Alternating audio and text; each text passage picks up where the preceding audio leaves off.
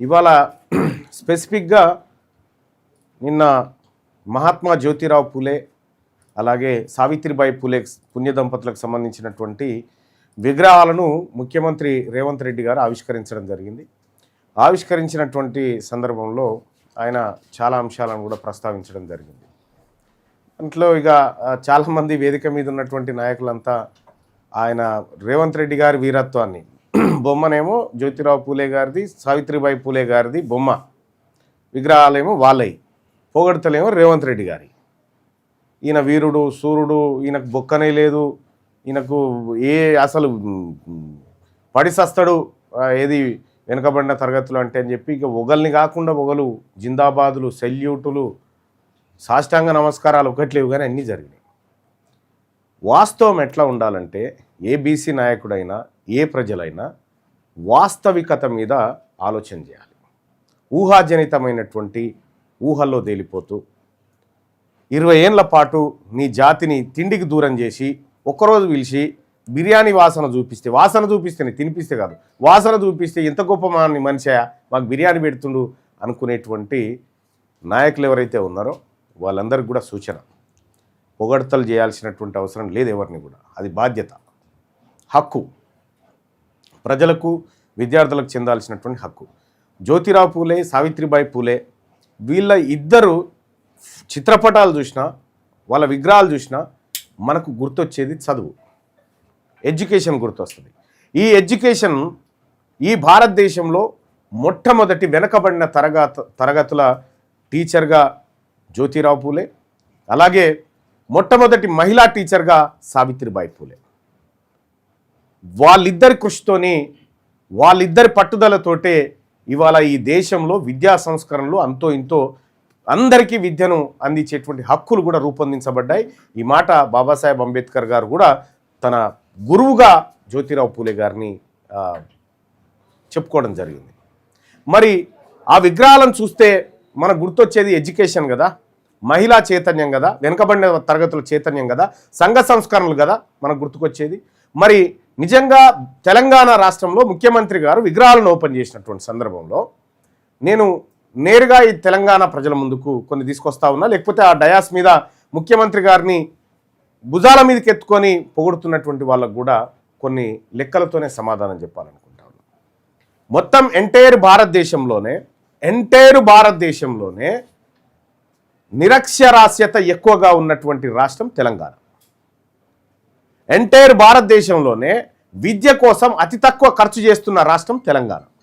Entire భారతదేశంలోనే గడిచిన 2 సంవత్సరాల్లో 1441 పాఠశాలలను మూసివేసిన రాష్ట్రం తెలంగాణ. ఎంటైర్ భారతదేశంలోనే 3వ తరగతి పిల్లలకు కూడా 2వ తరగతి పాఠాలు చదవరాకుండా ఉన్నటువంటి విద్యార్థుల సంఖ్యలో కూడా తెలంగాణ మొదటి వరుసలో ఉంది. ఇవి నేను చెప్తున్నటువంటి లెక్కలు కాదు, ఇవి కేంద్ర దర్యాప్తు సంస్థలు, కేంద్ర శాంపిల్ సర్వేలు చేసినటువంటి లెక్కల ఆధారంగా చెప్తా ఉన్నాను. నేను పదే అనేక సార్లు శాసన మండలిలో పరిషత్లో కూడా మాట్లాడడం జరిగింది. విద్యకు 20% బడ్జెట్ పెట్టాలి అని చెప్పినాం. ఇవాళ 9,000 కోట్ల రూపాయల స్కాలర్షిప్లు, ఫీజు రియంబర్స్మెంట్లు దశాబ్దం నుంచి పెండింగ్లో ఉన్నాయి. అంటే ఓ రకంగా పిల్లల చదువును ఎక్కడికక్కడ క్లోజ్ చేసినటువంటి కార్యక్రమం ఇది. మరి ఆ పుణ్య దంపతులేమో చదువు అందాలని పెట్టిరు. ఈయన ప్రభుత్వం, ఈయన కంటే ముందున్నటువంటి ప్రభుత్వం విద్యార్థులకు, పిల్లలకు చదువు లేకుండా చేసింది. ఆ స్టాటిస్టిక్స్ చూద్దాం. కానీ ఒకటి మాత్రం సత్యం, నిన్న మన వాళ్ళు మాట్లాడుకుంటూ సావిత్రిబాయి పూలే గారు చదువు చెప్పడానికి పోతా ఉంటే అగ్రకులాల వాళ్ళు పెండతోని, సానిపి నీళ్ళతోటి, రాళ్లతోని కొట్టిర్రు ఆమెను అని చెప్పిర్రు. ఆ రోజు ఆమె చదువు చెప్పడానికి పోతుంటే కొట్టిర్రు. ఇప్పుడు పాఠశాలల మీదికి రేవంత్ రెడ్డి గారు రాళ్ళేసి కొడతా ఉన్నాడు, నిధులియ్యక కొడతా ఉన్నాడు, ఆహారం అల్పాహారం పెడుతున్నామని చెప్తాడు. అల్పాహార పథకం పెడు. నిజంగా ఆ డబ్బులతోనే అల్పాహారం కడుపు నిండేది ఉంటే మంత్రులు, ముఖ్యమంత్రుల కార్యాలయాల్లో మరి టిఫిన్ బిల్ ఎందుకు ఎక్కువ అవుతా ఉంది? ఎందుకు లక్షల రూపాయలు అవుతా ఉంది? కొన్ని లెక్కలు చూసుకుందాం. తెలంగాణ రాష్ట్రంలో విద్యా పరిస్థితి ఒక్కసారి మనం లెక్కల్ని కనుక ప్రస్తావించుకుంటే ఇది 2014 నుంచి 26 వరకు జరిగినటువంటి లెక్కలు. రాష్ట్ర వ్యాప్తంగా మొత్తం 43,083 పాఠశాలలు ఉన్నాయి. మరియు 69,15,241 మంది విద్యార్థులు ఉన్నారు. ఇది UDISC లెక్కల ప్రకారం, ఇది నాది కాదు. ASER 2024 ప్రకారం గ్రామీణ తెలంగాణలో, గ్రామీణ ప్రాంతంలో ఇప్పటికి కూడా 59.8% మంది విద్యార్థులు ప్రభుత్వ బడులపైనే ఆధారపడ్డాడు. కానీ గవర్నమెంట్ ఏం చెప్తా ఉంది, పదే పదే ప్రైవేట్ వైపు మొగ్గు చూపుతున్నారు అనేటువంటి సాకు చెప్పి తప్పించుకుంటా ఉంది. ఇక మొత్తం 2014 నుంచి 16 వరకు తెలంగాణ రాష్ట్రంలో విద్య పైన బడ్జెట్ ఎన్నడూ 9% దాటలే. 9% దాటి ఇప్పటి వరకు ఒక్క అనా పైసా కూడా పెట్టలే. ఇందులోనే ఇంకా నిధులు మిగిల్చుకొని పక్కదారి పట్టించినటువంటి చరిత్ర గత పాలకులకు ఈ పాలకులకు ఉంది. ఇక్కడ ఉపాధ్యాయుల కొరత, ఏకోపాధ్యాయ బడుల సంక్షోభం, తర్వాత పాఠశాలల మూసివేత, విలీనాల పేరుతో వేలాది బడులు కనుమరుగయ్యేటువంటి ప్రమాదానికి మళ్ళీ తెచ్చుకూర్చున్నారు. సో ఇక అభ్యాసన పతనం అయిపోయింది. చదవడం లెక్కించడం రాని దుస్థితిలో లక్షలాది మంది విద్యార్థులు. వాళ్ళకు సంబంధించినటువంటి లెక్కలను కొన్ని చూద్దాం. రాష్ట్ర బడ్జెట్ ఏమో ఇట్లా పెరిగిపోతూ ఉంది, ఎడ్యుకేషన్ బడ్జెట్ ఏమో కిందికి వస్తూ ఉంది. రాష్ట్ర బడ్జెట్ ఏమో 3,54,000 కోట్ల రూపాయలకు పోతుంది. ఇది ముక్కుకుంటా మూలుక్కుంటా 20,000 కోట్లు దాటది. ఇది ఎడ్యుకేషన్ పట్ల ఈ తెలంగాణ రాష్ట్రానికి ఉన్న చిత్తశుద్ధి, మహాత్మా జ్యోతిరావు పూలే దంపతులకు సంబంధించినటువంటి ఆశయం మీద ఈ ప్రభుత్వానికి ఉన్నటువంటి పనితనం. ఇది చేతలేమో యాక్టింగ్, ఏమో పూలదండలేసుడు, దండాలు పెట్టుడు, ఆ యాక్టింగ్. కానీ వాస్తవాలు ఇవి. తెలంగాణ విద్యా బడ్జెట్ మొత్తం వ్యయంలో 7 నుంచి 9% లోపే. 7 నుంచి 9% ఎందుకు పెట్టినా అంటే ఒకసారి 7, ఒకసారి 8, ఒకసారి 6.5 ఇట్లా పెట్టుకుంటూ వచ్చారు కాబట్టి 9 దాటలేదు. 2024-25 వాస్తవాలను తెలంగాణలో విద్యా వాటా 8.6 కాగా ఇతర రాష్ట్రాల జాతీయ సగటు తీసుకుంటే, ఇతర రాష్ట్రాలన్నీ కూడా అన్ని రాష్ట్రాలు ఒక దగ్గర జాతీయ సగటు తీసుకుంటే 14.7% అక్కడ ఖర్చు చేస్తూ ఉంటే ఇక్కడ 8.6%. ఎంత దిగజారిపోయిందో చూడండి. చారిత్రక నిర్లక్ష్యం ఏంటంటే 2016-17లో 8.2తో పోల్చిన 17 రాష్ట్రాల్లో తెలంగాణ అత్యల్ప స్థానంలో నిలిచింది. ఇక 2026-27 బడ్జెట్ అంచనాల్లో విద్య కోసం 27,663 కోట్లకు మేము బడ్జెట్ పెంచినామని చెప్పి చెప్తా ఉన్నారు. గతంతో పోలిస్తే 18% ఇంక్రీజ్ చేసినామని చెప్పి చెప్తా ఉన్నారు. కానీ దీంట్లో ఖర్చు చేసేది ఎంత? గతంలో కూడా బీసీలకు సంబంధించినటువంటి బీసీ సంక్షేమం కోసం 11,000 కోట్ల రూపాయలు ఖర్చు పెడుతున్నామని చెప్పి, 11,405 కోట్లు ఖర్చు పెడుతున్నామని చెప్పి 2,000 కోట్లు ఖర్చు పెట్టి 9,000 కోట్ల రూపాయలు బీసీల సొమ్మెత్తుకుపోయి మీ ప్రాజెక్టుల కోసం ఖర్చు పెట్టుకున్నారు. ఇవాళ విద్యా పరిస్థితి కూడా అదే. ఇక సగటు విద్యార్థి ఉపాధ్యాయ నిష్పత్తి 22గా ఉండటం, అలాగే సబ్జెక్టుల వారీగా ఖాళీలు, సగటు లెక్కలు. 5వ తరగతి ఏకోపాధ్యాయ పాఠశాల, 1 నుంచి 5వ తరగతి పిల్లలు ఉంటారు. ఒకరొకరికి 4 క్లాసులు వేసుకున్న 20 క్లాసులు ఒకే టీచర్ ఒకే రోజు ఎట్లా చెప్తాడు? ఎక్కడన్నా ఉందా ఇది? ఏకోపాధ్యాయ ప్రధాన ఉపాధ్యాయుడు ఉంటాడు, ఆయనే ప్రధాన ఉపాధ్యాయుడు. మళ్ళా అసమాన మొహరింపు, పట్టణాల్లో గుదిబండగా టీచర్లు, గ్రామాల్లో ఖాళీలు.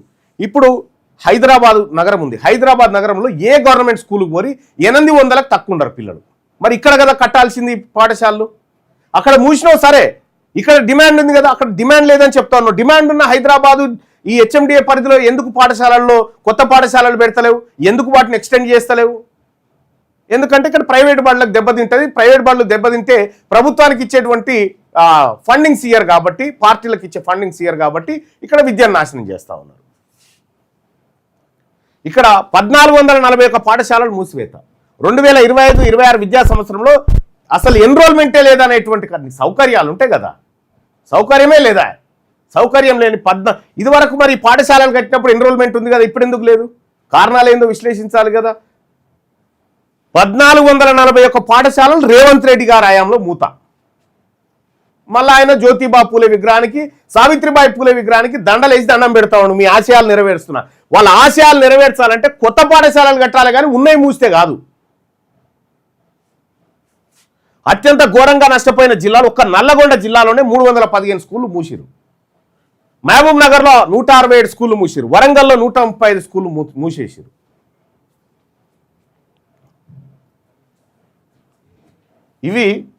ఇవి లెక్కలు. ఈ లెక్కలన్నీ కూడా కంప్లీట్గా సర్కారీ డేటా నుంచే. ఇగో తెలంగాణ రాష్ట్ర ప్రభుత్వం విద్య కోసం పెడుతున్న బడ్జెట్ చూడండి.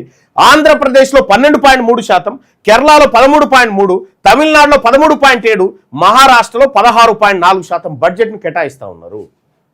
ఛత్తీస్గఢ్లో 18%. తెలంగాణ 8.6%, జాతీయ సగటు వచ్చేసి 14.7% ఉంది. నువ్వు చదువుకే పైసలు కేటాయిస్తలేవా? నువ్వు చదువుల తల్లిని పూజించుకుంటా, చదువుల తల్లిని ఇంకేదో చేస్తా అంటే ఎవరు నమ్ముతాడు ఇదంతా? ఇక 2014లో 12.2%. ఏది?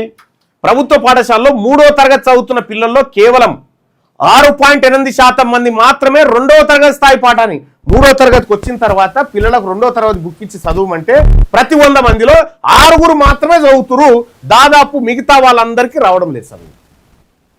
2014లో ఈ సంఖ్య 12.2 ఉండగా 10 ఏళ్లలో ఇది దారుణంగా పతనమైంది తెలంగాణ రాష్ట్రంలో. ఇవి మన విద్యా ప్రమాణాలకు సంబంధించి. దక్షిణాది రాష్ట్రాల్లో కేరళలో ప్రతి 100 మందిలో 44 మందికి చదువు వస్తుంది. 3వ తరగతి పిల్లలకు 2వ తరగతి పుస్తకం ఇచ్చి చదువుమంటే 44 మంది చదువుతారు. కర్ణాటకలో 15 మంది, ఆంధ్రప్రదేశ్లో 14 మంది, తెలంగాణలో 6 మాత్రమే. ఇక పఠనలోపం 5వ తరగతి లెర్నింగ్ డెఫిసిట్, చదవలేరు, లెక్కలు చేయలేరు. భాగాహారం చేసేటువంటి క్రమంలో ఇందులో 5వ తరగతి విద్యార్థులు 70.7% మంది కనీసం 2వ తరగతి పుస్తకం కూడా చదవలేకపోతున్నారు. 70.7% మంది. 25.2% మంది మాత్రమే కనీస భాగాహారం చేయగలుగుతున్నారు. లెక్కలు భాగాహారాలు గుణింతాలకు చేయగలుగుతున్నారు. గణితంలో పరిస్థితి. ఇక హాజరు శాతం తీసుకుందాం. ప్రభుత్వ పాఠశాలలో పిల్లలు మన తెలంగాణలో 73.5% మంది హాజరవుతా ఉన్నారు 100కి. తమిళనాడులో 88.8%, ఆంధ్రప్రదేశ్లో 89.8% మంది. ఇక ఉపాధ్యాయుల హాజరు విషయానికి వస్తే జాతీయ సగటు 87.3 ఉంటే తెలంగాణ 85.3% ఉంది. కేవలం 85.5 జాతీయ సగటు కంటే అన్ని విషయాల్లో తక్కువ ఉన్నాం తెలంగాణ రాష్ట్రం. బడ్జెట్లో కానీ, హాజరులో కానీ, పఠన విధానం కానీ అన్నిట్లలో తెలంగాణ రాష్ట్రం వెనుకబడి ఉన్నది. మళ్ళా ఏమనంటే టీచర్ల మీదకి నెట్టేయడం. టీచర్లు తప్పు చేస్తున్నారు, టీచర్లు ఇది చేస్తున్నారు. నీవు ప్రభుత్వమే ప్రైవేటోని కొమ్ము కాసిన తర్వాత నువ్వు ఎంత మంచి టీచర్లు ప్రభుత్వ రంగంలో ఉంటే ఏం లాభం? వాడు శ్రీ చైతన్య నారాయణ వాళ్ళు వచ్చేసి దొంగ ర్యాంకులు పెట్టుకొని బయట రాష్ట్రాల నుంచి ర్యాంకులు కొనుక్కొచ్చుకొని ర్యాంకులు వేసి ఇక్కడ తల్లిదండ్రులను మోసం చేస్తూ ఉంటే కన్నుండి కూడా చూడలేనటువంటి ఎడ్యుకేషన్ మినిస్టర్ రేవంత్ రెడ్డి గారు, మీరు పరమ వేస్ట్ మినిస్టర్. ఆ ఎడ్యుకేషన్కి ఆ ఇజ్జత్ పోతా ఉంది ఆ మినిస్ట్రీ మీ దగ్గర ఉండడం. ఇగో బడ్జెట్ చూడ్రి, మనం ఏ రంగంలో వెనకబడ్డామో చూడ్రి. విద్యా బడ్జెట్లో 8.6, 3వ తరగతి పఠన సామర్థ్యంలో 6.8, 5వ తరగతి భాగాహారంలో 25.2%, విద్యార్థుల ఆధార శాతంలో 73.5%. మొత్తం ఎర్ర గీతలో ఉంది తెలంగాణ పరిస్థితి. ఆంధ్రప్రదేశ్ 89.8, తమిళనాడులో 88.8, కర్ణాటకలో 86.9, కేరళలో 84.8. ఇగో భాగాహార లెక్క ఎందులోనన్నా ముంగటుందా పోనీ తెలంగాణ రాష్ట్రం? మరి సావిత్రిబాయి పూలే, జ్యోతిబా పూలే విగ్రహాలు ఆవిష్కరించుకునేటువంటి సందర్భంలో మరి అక్కడ ఉన్న నాయకులారా వాళ్ళ ఆశయాలు ఇది. వాళ్ళ బొమ్మలకు దండలేయమని చెప్పలే వాళ్ళు ఎప్పుడు. వాళ్ళ బొమ్మలకు దండలేయమని చెప్పలే. ఒకవేళ మీరు అక్కడ పొగిడినా కూడా మహాత్మా జ్యోతిబా పూలే గొప్పతనం చెప్పాలా, సావిత్రిబాయి పూలే గొప్పతనం చెప్పాలా? వాళ్ళ బొమ్మలు ఆవిష్కరించి రేవంత్ రెడ్డి గొప్పతనం మీద పడ్డారు. ఒరియమ్మ ఏమైనా ప్యాకేజ్ ఇస్తానడా, ఏమైనా చేస్తానడా? నాకు అర్థం కాలే. ఏం జరగాలి, ఏం జరుగుతుంది?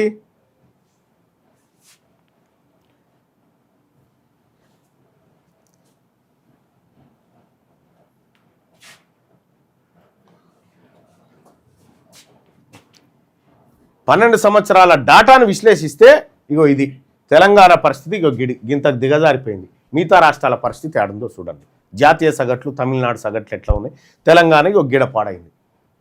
ఎడ్యుకేషన్ సిస్టంలో సర్వనాశనం చేసిరు. ఏ దేశంలోనైతే, ఏ రాష్ట్రంలోనైతే ఎడ్యుకేషన్ వ్యవస్థ సర్వనాశనం అవుతుందో ఆ దేశం కొలాప్స్ అవుతుంది, ఆ రాష్ట్రం కొలాప్స్ అవుతుంది. ఇది చరిత్ర చెప్పిన సత్యం. ఇది ఇగో మన లెర్నింగ్ విధానం ఎట్లుంది, మన కథ ఎట్లుంది అనేది మొత్తం ఇగో ఇది పరిస్థితి.